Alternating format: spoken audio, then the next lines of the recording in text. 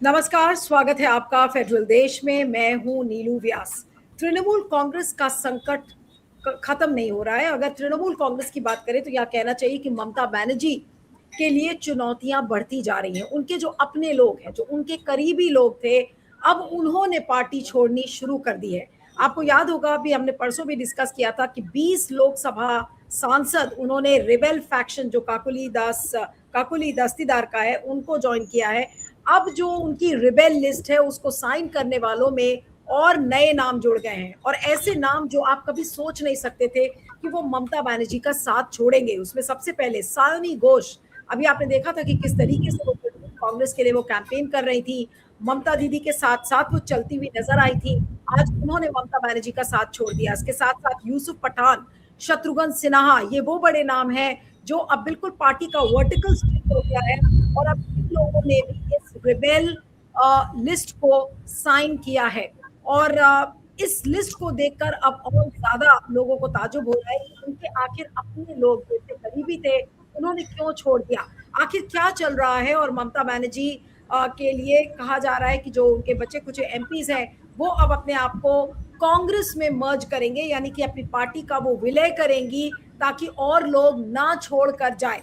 इस समय हमारे साथ शिखा मुखर्जी हैं, जो कि सीनियर जर्नलिस्ट हैं और पॉलिटिकल कमेंटेटर। आपका स्वागत है शिखा जी। आखिर ये क्या हो रहा है? सायनी घोष के लिए किसी ने भी नहीं सोचा था कि सायनी घोष रिबेल कर जाएंगी। अफवाहें थी कि सायनी घोष शायद इधर उधर सोच रही हैं, तो जब उन्होंने चिट्ठी विट्ठी दे दी और अपना रिश्ता तृणमूल से छोड़ के ये जो रेबल फैक्शन है उसके साथ, रेबल ग्रुप है, रेबल ब्लॉक है जो कह रहे हैं, उसके साथ उन्होंने जोड़ दिया, तो लगता है कि सायनी घोष काफी हद तक अपना करियर के लिए या अपने कुछ इंटरेस्ट के लिए ये ज्वाइन कर रही है। क्यों? क्योंकि सायनी घोष न पॉलिटिक्स में थी, न पॉलिटिक्स से किसी तरह से जुड़ी हुई थी। वो एंटरटेनमेंट इंडस्ट्री की पर्सन थे। तो वो उनको ममता बनर्जी ने जिस तरह से प्रमोशन किया, उसको वो जादवपुर से जीती, ज्वाइन करके ही उसको एमपी बना दिया। तो इस तरह की एक व्यक्ति जो सोच समझ के, जहाँ पे उनकी सबसे ज्यादा इस वक्त उनको लगता है हिसाब जोड़ के वो जरूर उन्होंने एक सोच समझ के एक डिसीजन लिया है। क्योंकि ये डिसीजन उसका एक ही मतलब निकलता है कि तृणमूल में रह के हमें कोई फायदा, ममता बनर्जी के साथ रह के हमें कोई फायदा नहीं। और मैं वो साफ साफ भी उन्होंने जो कहा है वो वही कहा है। तो ममता बनर्जी को लगता है कि ममता बनर्जी उनके हिसाब से, और ये पब्लिक को कम्युनिकेट करने के लिए, जब ममता बनर्जी का जो करियर है, वो जो इतने दिन की जो वो उन्होंने जो अचीव किया है वो खत्म हो गया है। तो ये एक तरह से तो मैसेज कम्युनिकेट करता है कि ममता बनर्जी अब खत्म हो गई। आज ये भी तो सवाल उठता है कि सायनी घोष या शत्रुघ्न सिन्हा हो या यूसुफ पठान हो, इन जैसे एमपीज के ऊपर ऐसा कौन सा दबाव था? क्या कोई दबाव है, या फिर इनको ये लग रहा है कि भाई अब Mamata Banerjee is a lost case, अब बेहतर यही है कि अब अपने प्रोस्पेक्ट्स को हम बेहतर और ज्यादा करें, और बेहतर तभी होंगे जब हम एनडीए के साथ मिल जाएंगे। जाने को तो कांग्रेस के साथ भी ये लोग जा सकते थे, लेकिन अब आइडियोलॉजिकल डिफरेंस कितना बड़ा हो गया है, उसके लिए क्या करें? देखिए, ये तो सवाल उनसे पूछना चाहिए, क्योंकि ये यूसुफ पठान थे, रिटायर्ड क्रिकेटर को ममता बनर्जी ने जिस तरह से आउट ऑफ रिटायरमेंट निकाल के एमपी बनवा दिया, ये same thing with Saayoni Ghosh. Shatrughan Sinha शायद खैर वो बीजेपी में थे, कांग्रेस में थे, और कहाँ थे। वो उनके लिए एक जगह जरूरत थी, वो आ गए। और at that time Mamata Banerjee also needed somebody like Shatrughan Sinha, क्योंकि उनको वो जाने पहचाने चेहरे खोज रही थी अपनी पार्टी को इस्टेब्लिश करने पार्लियामेंट में।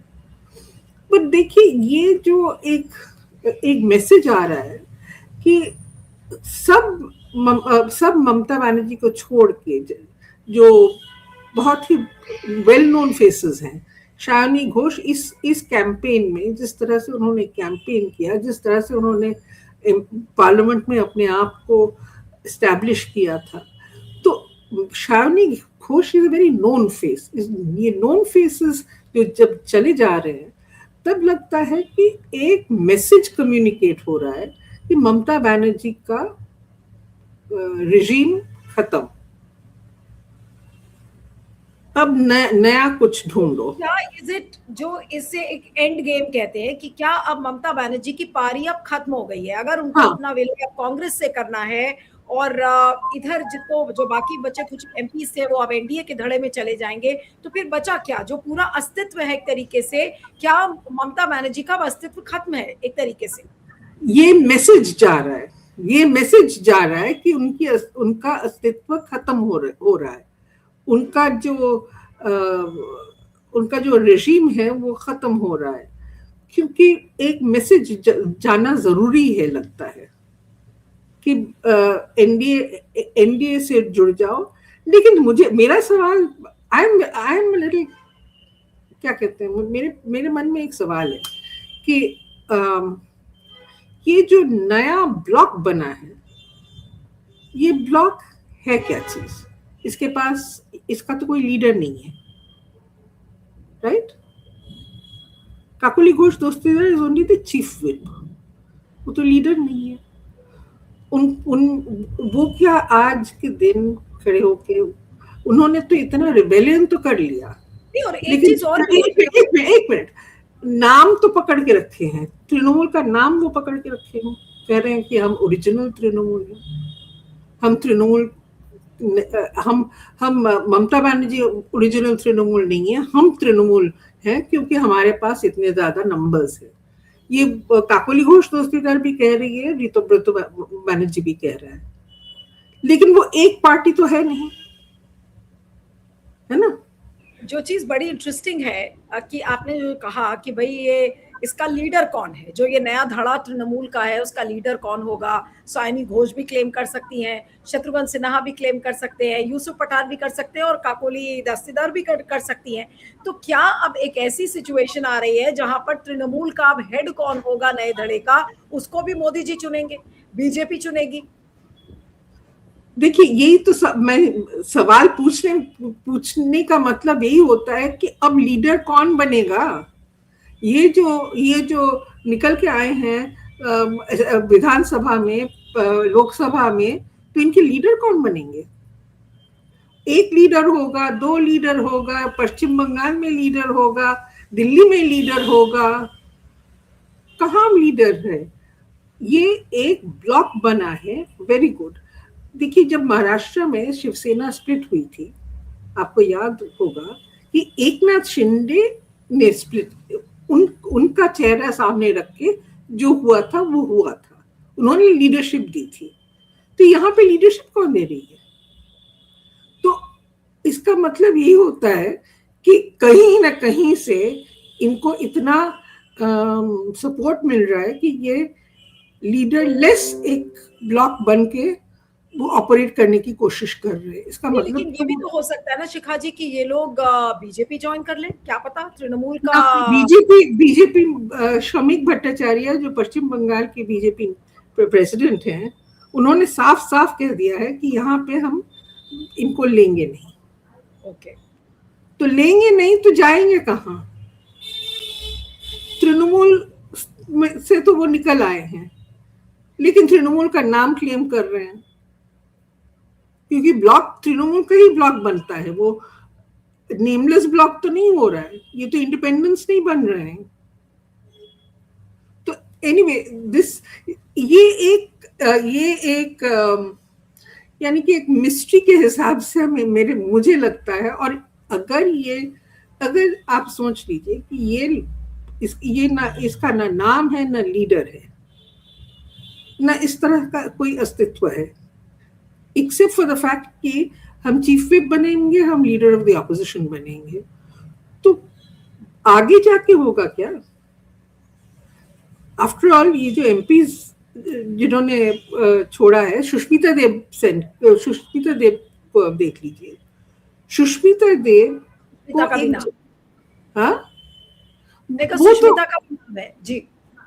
जी नहीं, सुष्मिता तो प्रेस कॉन्फ्रेंस करके बोल चुकी हैं। तो उन्होंने तृणमूल से तो रिजाइन कर दी, जाके हेमंत बिश्व शर्मा से वो गाइडेंस ले रही हैं। थी वो कांग्रेस की नेता, बन गई तृणमूल की नेता, क्योंकि तृणमूल एट दैट टाइम सोच रहा था कि वो एक्सपैंड करेगा बियॉन्ड वेस्ट बंगाल। वो एक बार गोवा में एक अजीब सा खेल उन्होंने किया, फिर असम में कुछ कोशिश की, फिर नॉर्थ ईस्ट में कोशिश की, एनीवे तो उत्तर प्रदेश में कोशिश की। तो ये जो तृणमूल में वो आ गई थी क्योंकि कांग्रेस में उनको उनके लिए कंफर्ट नहीं था। असम कांग्रेस में गौरव गोगोई जब लीडर के हिसाब से निकल आए तो तब सुष्मिता देव का कोई जगह नहीं था, तो शी लेफ्ट। अब छोड़ के वो तृणमूल में आ गई, और आके अब वो कह रही है कि मैं हेमंत बिश्व शर्मा से गाइडेंस लूंगी। अब इस उम्र में उनको गाइडेंस की क्या जरूरत है, यही मुझे समझ में नहीं आ रहा है। और हेमंत बिश्व शर्मा से गाइडेंस का मतलब क्या हुआ कि वो बीजेपी ज्वाइन कर रही है? तो उनकी जो पॉलिटिक्स है उसमें ना प्रिंसिपल्स है ना आइडियोलॉजी है। नहीं, तो इसका मतलब ये है कि ये जो अब ममता बनर्जी का क्या होगा फिर? अब ये सारी चीजों में तृणमूल को तो इन लोगों ने सबने डुबो दिया, रेबल फैक्शन ने। अब ये अपना Trinamool legislative and parliamentary party को डुबो दिया। अब बाकी जो तृणमूल है उसको बचाएगा कौन? वो बचेगा कैसे? ये एक सवाल अलग से निकलता है, क्योंकि ये जो बाकी जो पार्टी है वो पार्टी इस वक्त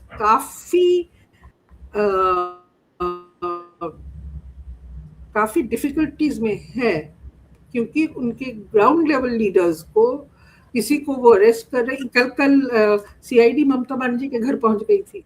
तो इस तरह से ये जो दबाव आ रहा है पार्टी के ऊपर, इसको ये ममता बनर्जी संभाल पाएंगी, क्योंकि उनका जिम्मेदारी बनता है। वो किस तरह से संभालेंगी वो जाने। ये सारा एट्रिशन देखकर आपको लग रहा है कि ममता बनर्जी में अब इतनी सी भी इच्छा होगी कि पार्टी को बचाना है? अब तो वो सोच रही होंगी कि बस किसी तरह से खत्म करो जो ये सामने अपने होता हुआ वो देख रही हैं। आज उनके मन में क्या भाव आ रहे होंगे? और अगर आज वो 10 जनपद जाने की सोच रही है, यानी कि वो सोनिया गांधी से मिलकर और अपने पार्टी को विलय करने के लिए सोच रही है, वही पार्टी जिससे कि ममता बनर्जी निकली थी, कांग्रेस से आई थी और अब वो वापस कांग्रेस में जा रही है। ये जो पूरा फुल सर्कल है, ये ममता बनर्जी के लिए इसकी क्या वो कांग्रेस में जा रही है या नहीं, ये मुझे मेरे मन में सवाल है। क्योंकि तृणमूल कांग्रेस जब उन्होंने बनाया था 1998 में, तब ये एक अजीब सा सिचुएशन था कि पहली बार एक कांग्रेस से निकल के इतनी सक्सेसफुल एक ब्रेकअवे पार्टी हो सकती है तृणमूल कांग्रेस, वेरी सक्सेसफुल। और उन्होंने बहुत कुछ झेला इस पार्टी के लिए। तो इसको अपना पार्टी को खत्म करके कांग्रेस में वापस जाना शायद उनके लिए एक बहुत डिफिकल्ट डिसीजन होगा, और ये जल्दी में नहीं होगा। आप कह रही हैं कि आपको डाउट है कि ममता बनर्जी वाकई में अपनी पार्टी का विलय करेंगी, जो भी बचे कुचे उनके साथ एमपीज हैं? बचे कुचे, क्योंकि वो उसको पार्टी को अगर कांग्रेस में मर्ज करती हैं तो पार्टी का बाकी लोग को क्या होगा? वो तो मर्ज कर जाएंगी, लेकिन इनकी जो इतनी सारी लोग हैं पार्टी के अंदर, क्योंकि ये तो सिर्फ एक एमपी एमएलए नहीं है, 29 एमपीज एंड 60 एमएलएज, संख्या बहुत छोटा है, लेकिन पार्टी में कार्यकर्ता तो बहुत है। तो इनका क्या होगा? कांग्रेस में जाएंगे। लेकिन पश्चिम बंगाल में इसको लेकर क्या रिएक्शन है कि भाई ममता के सारे अपने करीबी लोग उनको छोड़ छोड़ कर जा रहे हैं, और उसका मैसेज आज बंगाल में क्या जा रहा है? क्या बंगाल के लोग बड़े खुश हैं इस समय, क्योंकि भारी से भारी जनता ने तो मैंडेट बीजेपी को दिया है वहां पर? तो क्या इस हाल को देखकर, तृणमूल का जो ये एक हाल है, इसको देख के क्या बंगाल की जनता बहुत खुश हो रही है? जनता बिल्कुल, देखिए जनता में 40% ऑफ द वोट्स तृणमूल को मिले, 45% ऑफ द वोट्स बीजेपी को मिले। अब ये 40% लोगों में अगर मैं समझ लूं कि ये वहां से इवन 10% निकल गया होगा अभी तक, तो 30% लोग तो खुश नहीं है और बाकी लोग खुश हैं। तो ये एक टेंशन और ये एक स्ट्रेस बंगाल पॉलिटिक्स में अभी दिखाई दे रही है कि लोग पूछ रहे हैं कि ये लोग कर क्या रहे हैं, सब खा जाएंगे, ये भी सवाल उठ रहा है। ये भी लोग कह रहे हैं कि ये जो हो रहा है वो होना ही चाहिए था। ममता बनर्जी और इसकी तृणमूल की अस्तित्व खत्म कर देनी चाहिए थी, क्योंकि ये इतना खराब पार्टी है, ये इतना करप्ट पार्टी है, ये लोगों को इतना परेशान उन्होंने किया है, तो ये खत्म होनी चाहिए। तो 2 या 3 मत तो ऑलवेज एक डेमोक्रेसी में रहना चाहिए और रहते लेकिन फाइटर इंस्टिंक्ट ममता की थी शिखा जी, आपको लग रहा है कि वो अब fighting instinct, I am sure she is very disappointment इस मायूसी के बाद फाइट बैक ममता बनर्जी कैसे करेंगी, क्या कर पाएंगी, कैसे करेंगी? ये सारे सवाल उनके सामने हैं और ये जल्दी से इसका जवाब किसी के पास नहीं है, क्योंकि सवाल यही है कि ममता बनर्जी अपना अस्तित्व की लड़ाई को कैसे लड़ेंगी, क्योंकि ये उनका अस्तित्व का लड़ाई है। फाइट बैक तो अस्तित्व का लड़ाई होता है, तो ये कैसे करेंगी? और फिर ये दोबारा ये सवाल बारी बारी आ रहा है, अभिषेक बनर्जी। नहीं, और अपने कंस्टिट्यूएंसी में भी ये लोग, चाहे वो अभिषेक बनर्जी हो या ममता बनर्जी हो, कितने दिन कंटिन्यू कर पाएंगे जब सारी पार्टी ने उनको छोड़ दिया? अब अकेले अपनी कंस्टिट्यूएंसी कैसे संभालेंगे, क्या करेंगे? देखिए, सबने छोड़ दिया यही तो मुश्किल है।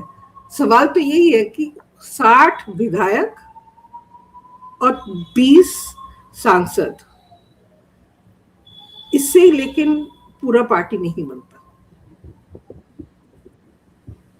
इनके नीचे भी तो लोग हैं, इनको सपोर्ट जो लोग तृणमूल के जो लोग इनके साथ काम करके उनको जिताया था, एक कॉन्स्टिट्यूएंसी में पार्टी के लोग काम करते हैं, एमपीज और एमएलए कितना काम करते हैं।